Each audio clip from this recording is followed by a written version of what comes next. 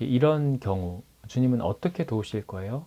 누군가가 너무 밉고 도저히 용서할 수 없고 싫고 화나고 자신에게도 화가 나고 너무 우울하고 이제는 더 이상 살고 싶지 않고 죽고 싶은 어떤 사람, 이런 사람이 주님께 나와왔을 때 주님은 어떻게 도우실 것입니까?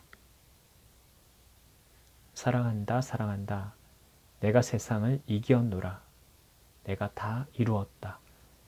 너는 나를 믿기만 하라. 나를 주목하고 나를 구하라. 내 안에 거하라. 그리하면 나의 다 이룬 온전케 됨과 회복을 누리게 될 것이다. 사랑하라, 인내하라. 이것이 가능하냐? 그러나 성령 안에서 가능할 것이다. 사랑하고 인내하는 것, 기다리는 것, 성령께서 가르치실 것이고 그 마음을 주실 것이다.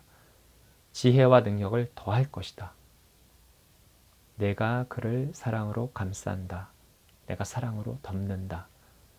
성내지 마라. 미워하지 마라. 포기하지 마라. 내가 너희를 포기하지 않듯이 끝까지 인내하며 기다리듯이 그래도 되지 않을 때 또 다른 방법을 내듯이 너희도 내 안에서 인내하고 사랑하라. 기대하라. 내가 너희를 기대하듯이.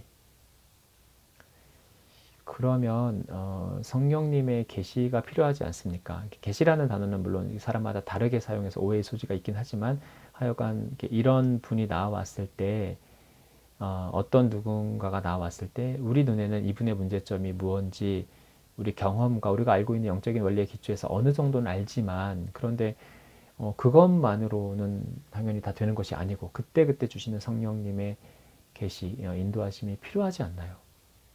당연하다. 너무나 당연하다. 여기서 말하는 성령의 계시란 하나님의 마음을 깨닫게 함. 그리고 하나님의 뜻, 의지, 계획 이것을 깨닫게 하는 것입니다. 그러므로 우리가 어떻게 해야 할지 하나님의 마음에 비추어서 생각할 수 있어야 합니다. 그러면 어떻게 하면 성령님께 민감하게 우리가 깨어 있어서 각 사람을 어떻게 도와야 하는지 그 조명을 이렇게 구하는데 어떻게 하면 하나님 말씀하시는 것을 잘 듣고 그럴 수 있어요? 어떻게 하면 하나님 음성을 잘 듣고 성령님께 민감하게 깨어 있어서 귀한 한 영혼 한 영혼을 성령님 인도하심 따라 잘 섬길 수 있습니까? 사랑한다. 부러워하지 않습니다. 조급해하지 않습니다. 하나님 우리에게 관심이 있으시고 우리에게 다가오시는 분이고 말씀하시는 분임을 기억합니다.